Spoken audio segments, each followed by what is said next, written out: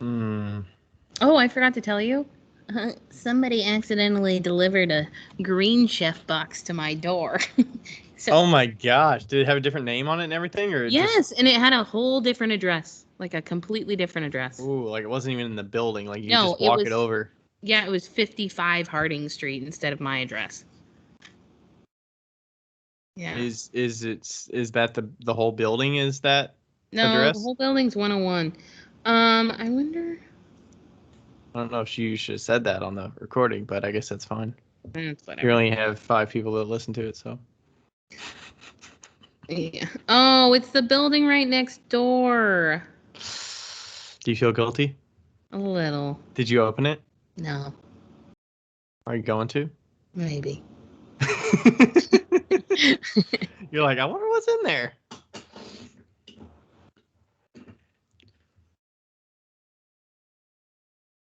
It's kind of funny.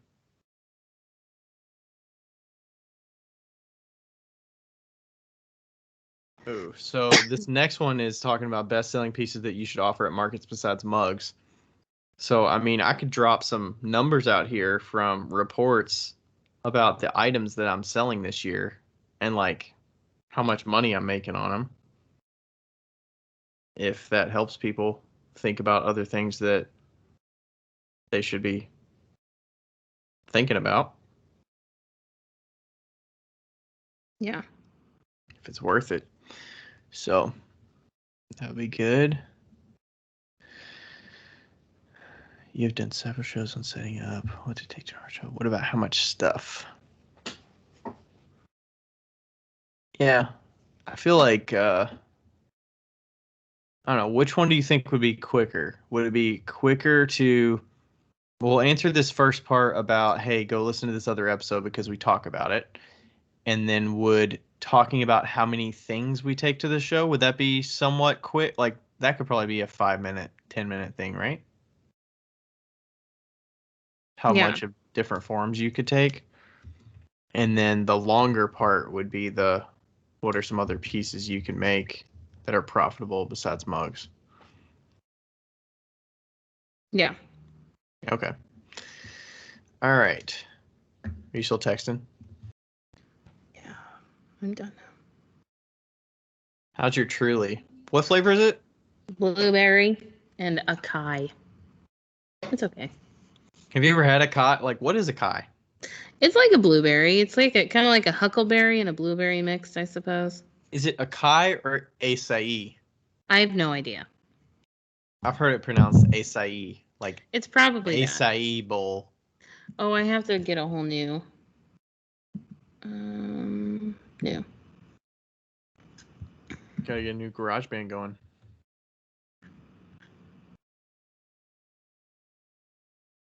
I still think my favorite cider is Angry Orchard.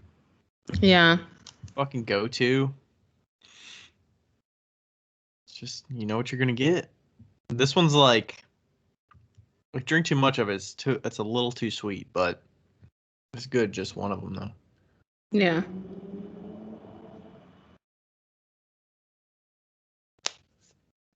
All right. Okay.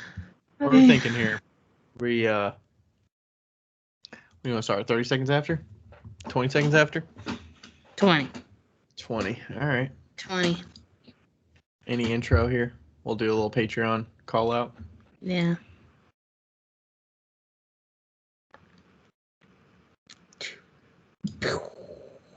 We're live. We're live. Ooh, nice. Got a little singing there. Got a little bit. A little bit. You're welcome. Hello. Hi, Becca. Hi. We're doing a short episode again today, and so we don't do a little intro or like talk about our lives on short episodes. So, but we do want to tell you that we have a Patreon, and if you want to join the Patreon and support us, you can. If you don't, that's fine too. All you got to do is Google Patreon Wheel Talk Podcast, and it comes up. Yep. There. We got some and it's fun, also in the show notes. Yeah, fun options between $3 a month and $25 a month. We do not currently have $25 a month, but you could be the soldier out there that pays $25 a month. or you could be an Aspire. Yeah. I don't remember the other two, Brent, CXC, and Brent. Whisper. Yeah. Yeah. So we got fun wheel names on there for our different patron levels. So you should go check those out. Yeah. All right. For sure. Shall we? I think we shall. All right. So these questions are going to be very related to art shows because we always get a lot of art show questions. A lot of people out there wondering how to improve their, what they're doing and selling at shows. So let's answer a couple here today. The first one is, I have a question about shows. I sell primarily online, driving traffic to my Etsy, but I'd like to do some shows this year too. Any advice on how to find shows in your area and how to apply? I know some shows locally, but have had a hard time finding a point of contact to apply. Some have terribly outdated websites with no information on how to become a vendor. Any advice on finding and applying to non-juried shows would be great. That's from Mud Grove Pottery. The best answer for that is we did 2 full episodes about this. You should refer to episodes 86 and 87.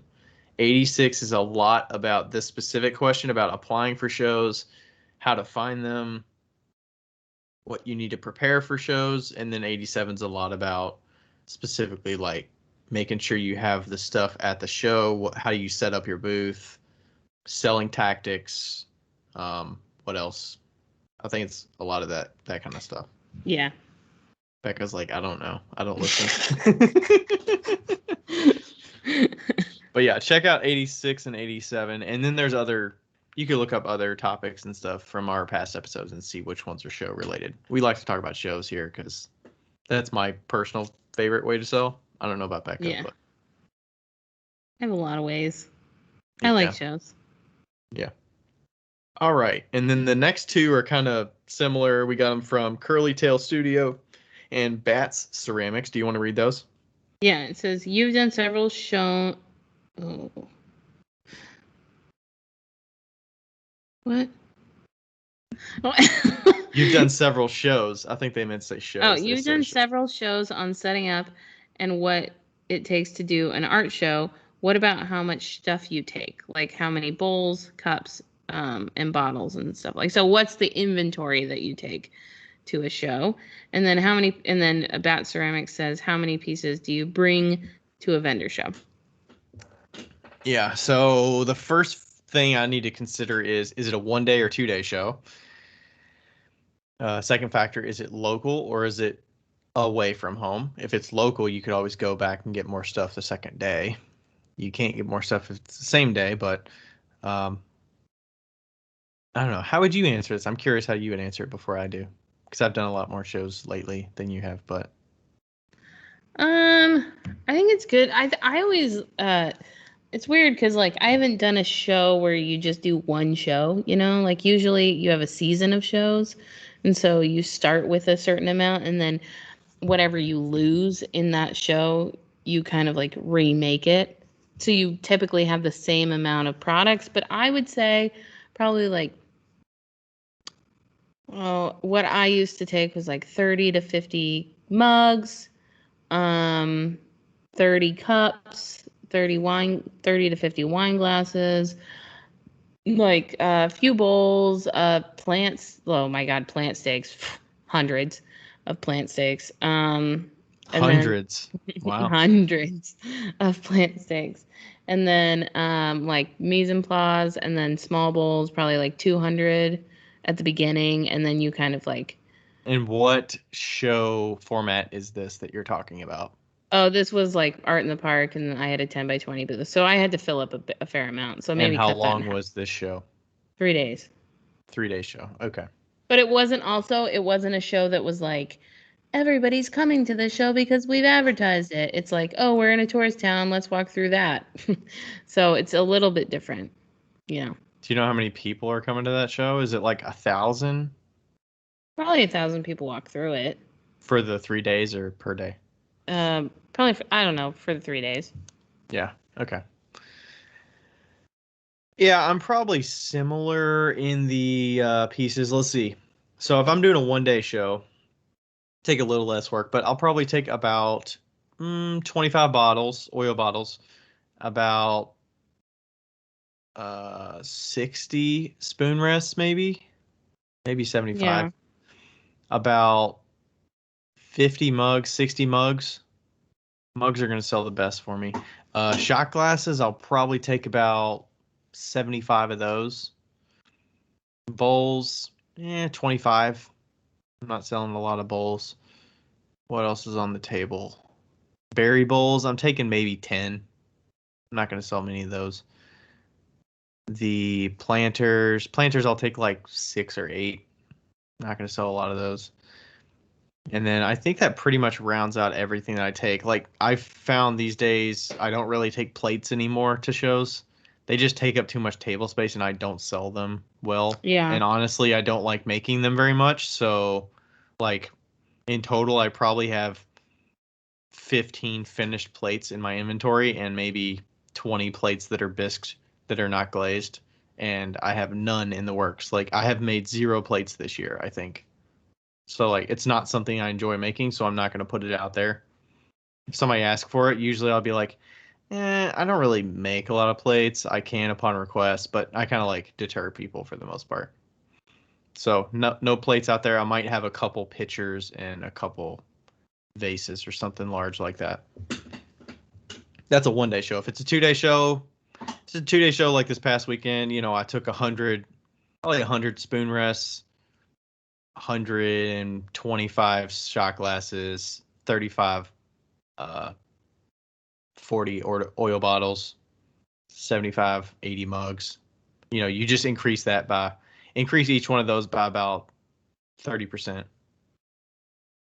And that's kind of what I take. So it's pretty Yeah. typical. Also depends on like how many different pieces you make. Like, you know, what are you displaying? Do you have a lot of the same glazes and you just have duplicates of the same thing? You know, Oh, and yeah. versus like I have a lot of different pieces that are different glazes, so I kind of have to have like 3 of each thing if I can. Yeah. And So if I it's a good have, seller, then I'll need to have like 6 mugs that are in this specific glaze combo because I know I'm going to sell more than half of them. yeah. I'm missing out on sales if I don't. I would have like the same style of mug and this like I would probably have 1, 2, 3, 4, 5, 6 different pottery pieces maybe Like glazed all forms. differently forms. Yeah. I Yeah. learned early on that I needed less forms, more glazes for me specifically. Yeah. I have a lot of glazes. Combo wise, I mean, if we're talking mugs, I probably have 15 different glaze combos of mugs if you include like the different clay bodies. It's probably 15 different. Like it might be close to that. Yeah. So yeah. All right. Does that answer that question? I think it does. I think so. I mean, always bring more than you need. You're gonna figure out by the end of the day what you have to pack up, and you're gonna be like, you know what? I fucking hate packing up bowls because I always hate packing up bowls at the end of every show. So I'm like, all right, bring a little bit less bowls because I don't want to spend the time packing those. Yeah. So the more you bring out, the better you'll be at packing stuff up. The more efficient you want to be at packing stuff up. So you Yeah. can, you know, adjust as you may, and then you'll figure out which shows you sell certain forms at, and which shows, you know, you can leave those things at home. So, Yeah. all right, and then the last question comes from Jess Lee Pottery, which actually was what we answered a question from her on the last short episode. This is what's the best selling piece that you should offer at markets besides mugs? I recently made ramen bowls, tall and deep bowls with slots for chopsticks that have sold almost instantly at the last couple of markets. Do you guys have pieces that instantly sell? I don't. You don't? I Well, mean, I I mean, guess you're the at mise your en other shows, place yeah. and the And can you explain what mise en place bowls are for oh, people mise that en might not place are know? like small bowls that are just pinch pots that are small bowls, and I used to sell them for 3 for 10. Think of it Just like if you were a cook and you had a little dish with like salt salt in cellar. it Yeah. and you like picked it up and it's like just a little bitty, just for a little bit. Yeah. It's like the size of a like a apple or something in diameter. It's not Yeah. very big. So the mise en place, did the garden steak sell pretty instantly for you? Were Yeah. those Those pretty were easy good. sellers? Yeah. I haven't done like an actual regular show in such a long time, so I feel like I'm a little outdated, you know? What about wine Um, glasses? Wine glasses do well for you, probably, right? yeah, but it takes some time and those take a little bit of selling. They take a little Because they're bit. not completely obvious Yeah. what they Yeah. are. Yeah. People have to pick them up. Hmm. Yeah, for me, the good thing with having stuff besides mugs is there's a lot your clientele, it depends on who it is because I get a lot of older clientele that say, I have so many mugs I can't bring another one home, or like I have to get rid of the collection I have. So a lot of people have a lot of mugs. I feel like that's an easy thing for people to want if they need it, but there's also a lot of people that just have way too many. So Yeah. for me, it's not as instant of a sell, but the oil bottles are a good profit margin for me. I was looking up the Square reports just to give you a sense. So it is the end of August right now. Yeah. I've sold at my shows 135 oil bottles for the year. My mugs, I've sold 230 mugs. So, I mean, I've sold a decent amount of oil bottles and I've almost, you know, profit wise or like sales wise, it's only mugs is like 6,000 in sales. Oil bottles are like 4,000 in sales. Like that's not a common thing that people make, I don't think. Yeah. It's kind of a niche thing and people are willing to pay for it because it's like, hey, this can be for olive oil or it could be for like dish soap. So that's a good conversation starter. And it's not like an instant sell, but it's like, oh, that would look nice on my, counter or whatever. And then the other Yeah. one I would say is the spoon rests. So I've sold more than $4,000 worth in spoon rests, and those are 15 bucks a pop. Like those are easy Your price spoon points. rests are like a You're like, I phenomenon. don't understand it, but I don't understand the spoon that's rests. Like I that's don't. almost 300 spoon rests, 290 something spoon rests for the year. That's a lot. Um, and then the shot glasses. Those are my other suggestion. I don't know. Some people would say like the smaller items can slow you down. That like, okay, you spend a lot of time making them because you have to make so much quantity to make it Yeah. profitable and to like keep up because like right now I'm finding myself, drowning and having to not drowning, but I'm having to spend a lot of time this week like making more shot glasses to restock and getting ahead of the game and making some more spoon rests so that I have some in the backlog for when I run out at my next couple shows. So, I mean, they do take time away, but they're easy sellers. Like I'm missing out on money if I don't have, you know, 6 of these spoon rests that are in a speckled white glaze because I know I'm going to sell most of those at a show if I have them. Mhm. When there's pieces that are like or glaze combos when you're thinking, "All right, this sells almost every single time."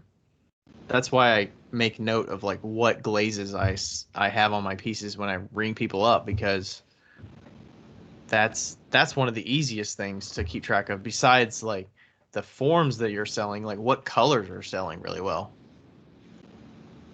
I don't know. Did you ever keep track of colors at all, or did you just kind I of eyeball tried. it? I had so many colors. I Yeah. tried. Like there was like I tried for like 3 weeks and I was like, I can't do this. Did you tend to just restock? It was just kind of like eyeballing it because you never wrapped all your pieces individually or anything. So like you could look at the bin when you took it home and see like all the different colors of certain things Yeah. and see which ones you were out of. Kind of, I guess. I mean, I just kind of threw them all together. I never really organized anything, so. But did you ever think of it as okay, if I get some in these colors, they're going to sell, or Yeah, like like I'm usually pretty red confident? sell and like yeah, like you figure out what ones people gravitate towards, like blues and greens and reds. I feel like are all pretty popular. and I don't feel like a sellout because I'm like, I know this color is going to sell well, and I Yeah. like doing it, so I'm going to glaze a bunch in this. It's like, Yeah. I see it as a profit. You know what happened that was funny at the show that I just had? I was selling a bunch of oil bottles, right? And the last day I typically keep a bin right underneath where the bottles are so that I could pull from it when something sells, so I can keep it stocked. And I was packing up and I took a bin down and I had a bin right under it that had another 6 bottles under it that I was like, oh man, these are like good quality bottles that I should have put out that I forgot about. So I was like, damn it, I missed out on probably like 3 or 4 of these that could have sold because I didn't realize I still had them Yeah. under the table. So, but I was like, I'll have them for the next show. But, you know, I sold a lot of them at this last show and it was great. Yeah. Yeah. The oil bottles sell really well. Why did you think the price point of those were so much higher? I don't know. I don't know why I thought they were really high. I Because like my maybe pitchers aren't much. I mean, my serving bowls are like the price that you thought the bottles were. You thought the bottles were like $60. I did. My serving bowls are like $70. Yeah. They're only like 4 pound serving bowls, so they're Which not like makes so that big. much more But sense why they sell so well because I thought they were so much more expensive. I mean, maybe I'll have to up the price next year a little bit. Right now they start at 34. They actually were last year. They were 28. Hold on. Last year they were 32.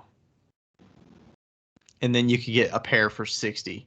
But I stopped the pair for 60 discount because I could sell so many of them that I didn't need to give a pair discount anymore. Yeah. Pair as in like pick That two, must have been what not I thought it was. Yeah. yeah, pick two of any kind, not necessarily like two of the same exact one because I don't make any of them identical. But yeah, so maybe I'll up it again next year. Yeah, I think you need to just experiment a little bit. I mean, maybe don't go overboard and make 60 of something if you've never made it before. Like we were talking about, the spoon rests or soap dishes. Make some spoon rests. I got a video on my Instagram if you want to see how I make mine. There's plenty of people that need spoon rests out there, so give that a go. See what you think. The soap dishes, I've never made them. I think you found success with them, but I don't Yeah. know. Are there certain pieces it shows that you sell that are not kind of like the typical ones that? Sponge holders always did really well for me. And Sponge those were holders what price point? 15 18 at the end. 18. And then let's see what else. Well, the pinch pots were great and they always will be. Those were 3 for 18. I want to say 7. No. They were $8 each or 3 for 20 at the end. Yes, Okay. I think. Oh gosh, I can't even remember. They started out as $6 each or 5 or 3 for 15. And then the mise en place because people can like rifle through them, if people can touch stuff and like in a Oh, basket, that's that's always great. good. That's the spoon rests. Um, My spoon rests are like yeah, records in a bin. Like people can flip through them and they can see the colors and they're like, yeah, "Ooh, stumble upon this one that looks good." yeah. And yeah, that was good. And then like obviously the garden stakes, like people had to search through those as well. Um, I they were think it's better when they were probably like just good visible. placement for having somebody at your table that's like busy doing something. Similar with like the shot glasses that people are digging through and looking around, and it's nice to have somebody at your table where it's not just you if Yeah, customers are kind of coming around. yeah, yeah. Uh, yeah, I don't know. I mean, Every show is so different. My setup was so different than most people's, and I mean, I definitely didn't do as good as you do by any means. So Do you I mean don't quantity wise of? just like how much money you make and stuff like that, and like how much you sell and stuff like that. I never did that good. So I don't know if I'm really one to like be giving super advice. But I I'm mean, pretty you've made observant, a but number of forms that yeah. you've found success with, and others that have just been like flops, probably, right? Yeah. Oh my God, so many flops. So many flops. What are some flops out there that people might be thinking about in their mind of that would be a good idea? Maybe don't take this at face value and say I shouldn't do that because Becca had a flop from it, but Well, I do want to say because this person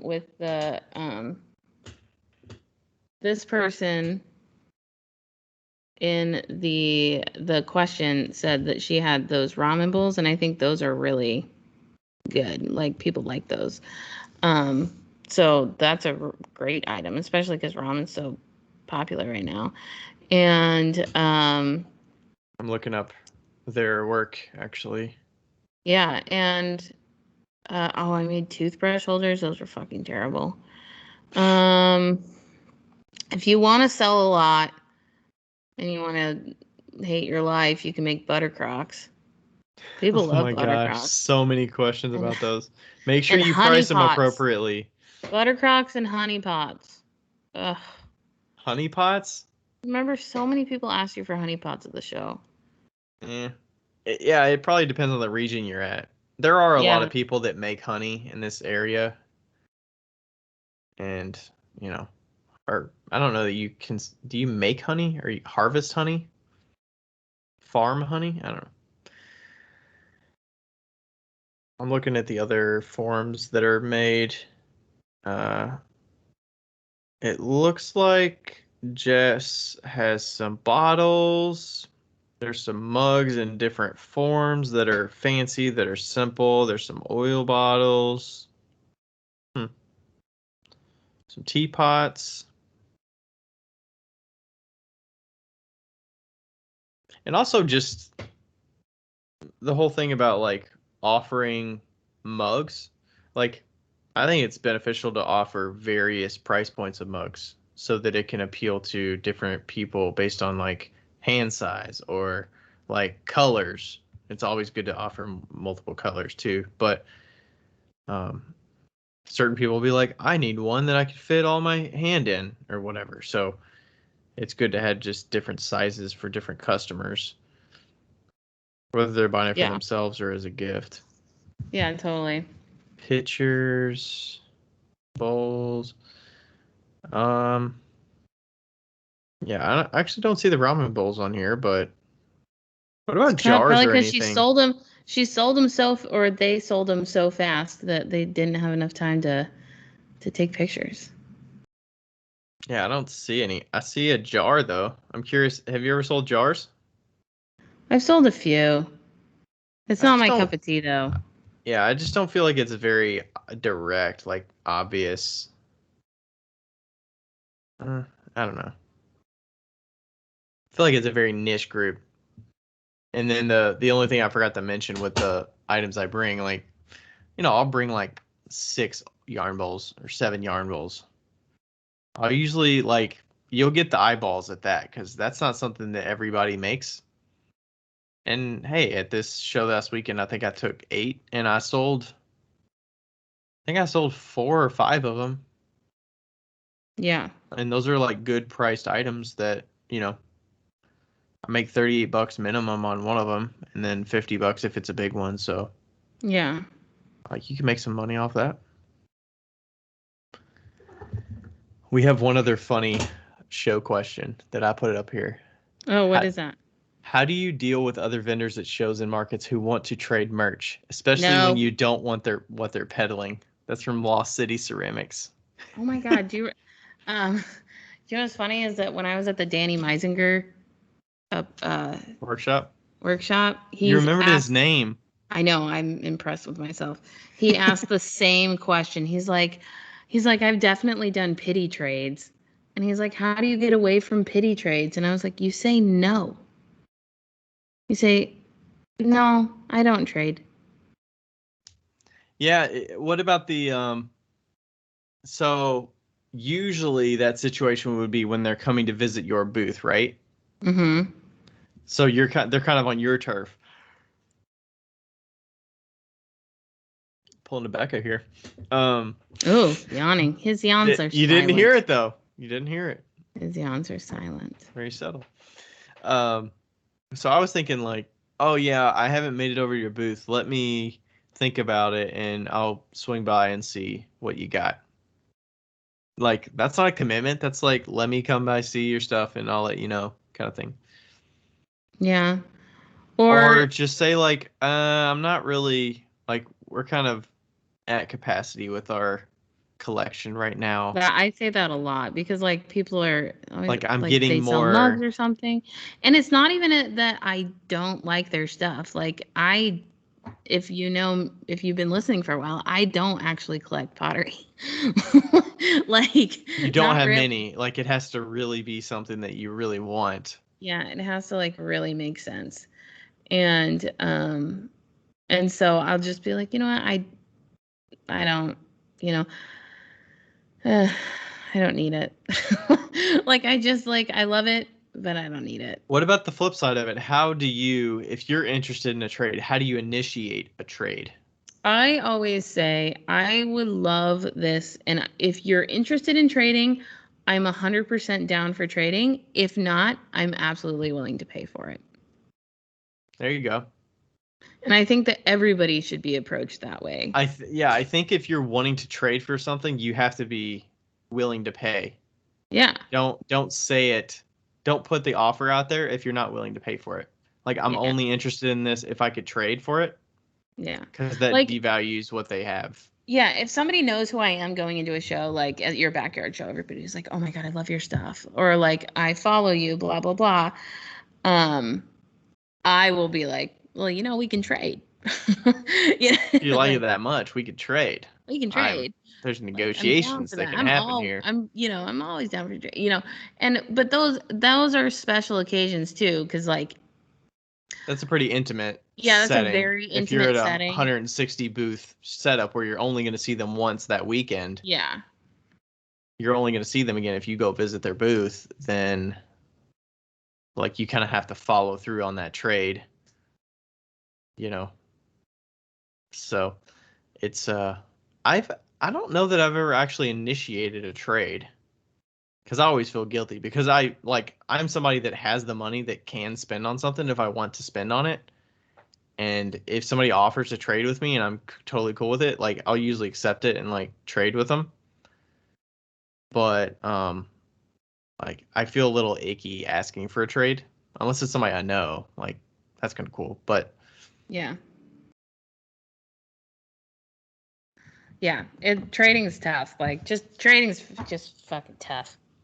You know. especially if you know they like do it for a living, like it feels like kind of I don't know.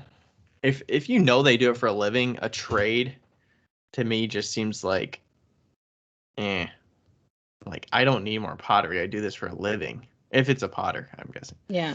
I usually don't offer to trade unless asked. Like, or I don't know, I like find a mutual person. But I have had people that are like, "Oh, do you want to trade?" I was like, "No, not really.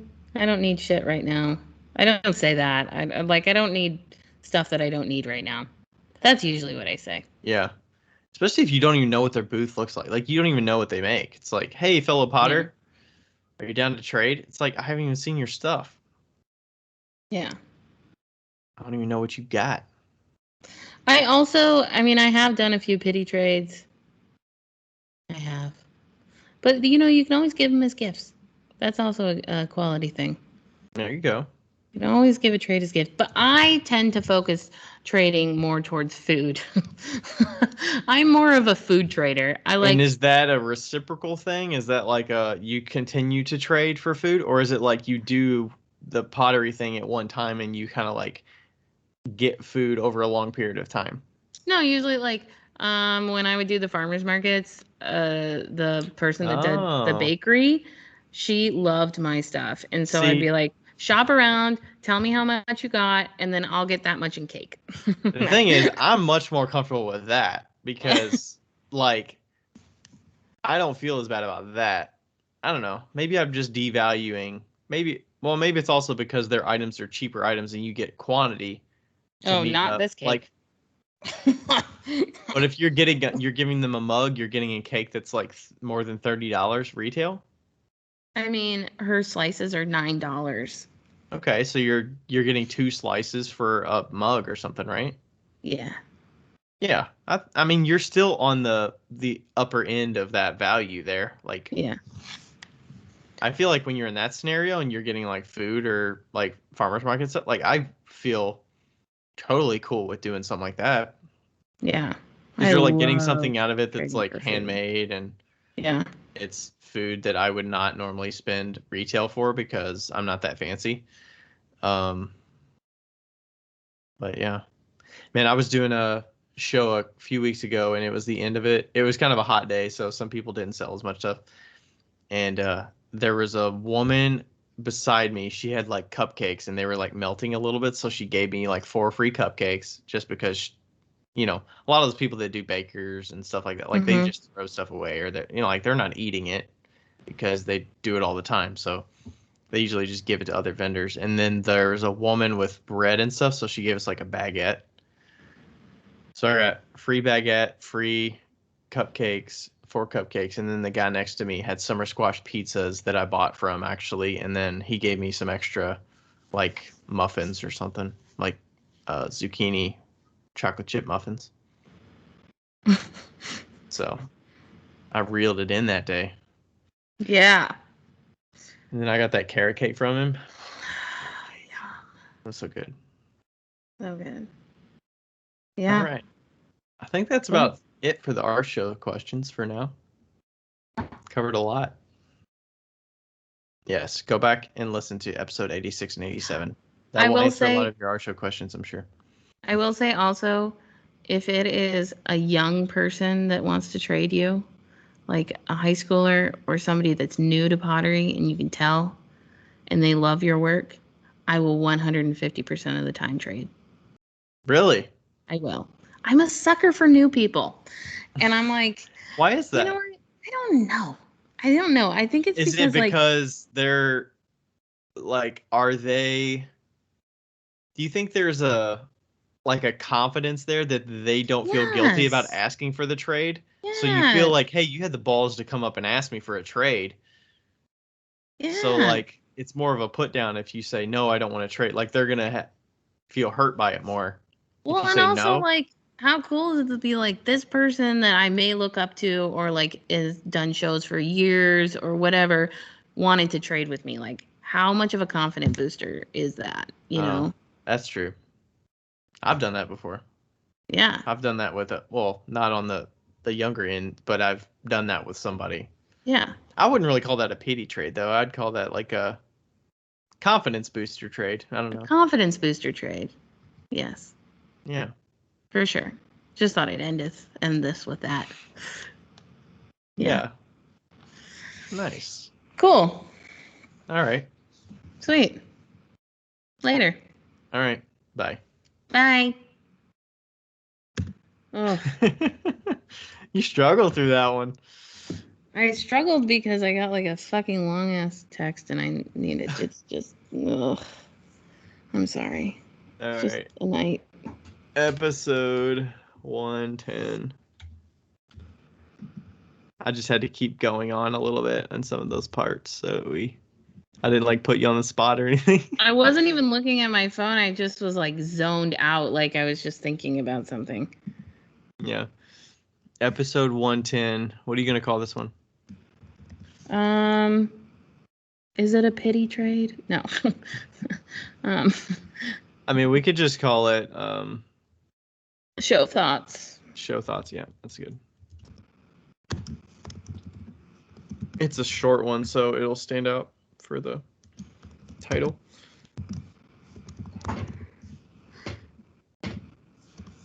That was good. Both of those were about 35 minutes. 35 minutes, 40 minutes. Yeah, they weren't bad. So that's a good period of time. Yeah, I just looked up Jess Lee. It's the pronouns are she, they. That's why I kind of adjusted on the fly there. Yeah, I realized like that I had no idea if Jess was a female or male or whatever. I was like, oh crap. I mean, yeah, it could be in like Jesse or something like that.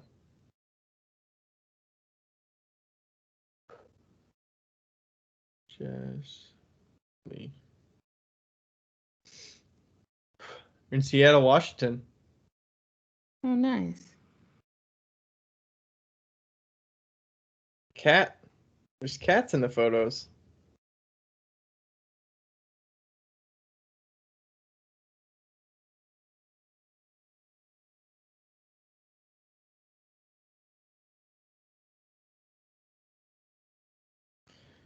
Alrighty. I need to pack up a couple orders before bedtime.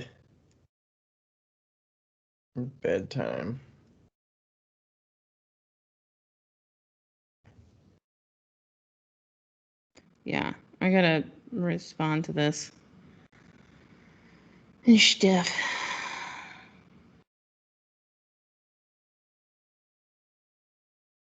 All right, let me upload this along with the other ones. And then is the Isaac one going up this weekend? Yes. Okay, cool. It'll be nice to get a interview one in there. Haven't had one in a while. The last one was, I think it was Link Henderson, 95.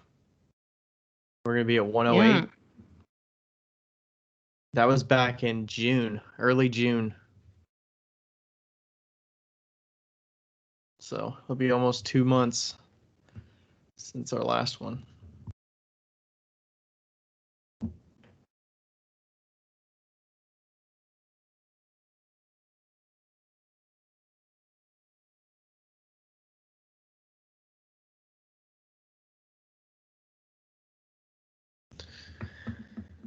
Alrighty.